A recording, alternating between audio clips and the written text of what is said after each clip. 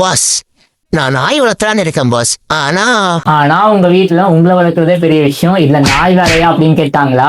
எப்படி பாஸ் கரெக்டா சொன்னீங்க?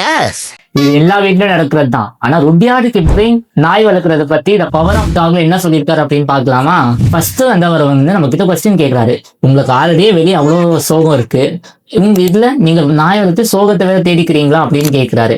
அண்ட் தென் வேற என்ன சொல்றாரு அந்த போயம்ல அப்படின்னா, அந்த நாய்க்கு ஒரு 14-15 இயர்ஸ் ஆனதுக்கு அப்புறம் மேகட் அப்படிங்கிற ஒரு நோய் வரும். அதே சமயம் பாத்தீங்கன்னா ஆஸ்மா, டியூமர், அந்த மாதிரி நிறைய ஏகப்பட்ட உடல் ரீதியான பிரச்சனை வரும். அதெல்லாமே நீங்க டேக்கிள் பண்ணி இன்னும் கொஞ்ச நாள் தான் அது வாழ போகுது. அதெல்லாமே பாத்தீங்கன்னா செத்ததுக்கு அப்புறம் இது போச்சு, நம்ம சோகத்தை கூட ஷேர் பண்றதுக்கு யாருமே இல்லையே அப்படின்னு நினைச்சு ஃபீல் பண்றதுக்கு எதுக்கு நீங்க நாய் வளர்க்கணும்? உங்களுக்கே ஆல்ரெடி நிறைய பிரச்சனை இருக்கு, இல்ல நீங்களா ஒரு பிரச்சனை ஏன் தேடிக்கிறீங்க அப்படின்னு சொல்லியிருக்காரு. இது அவரோட பாயிண்ட் ஆஃப் வியூ.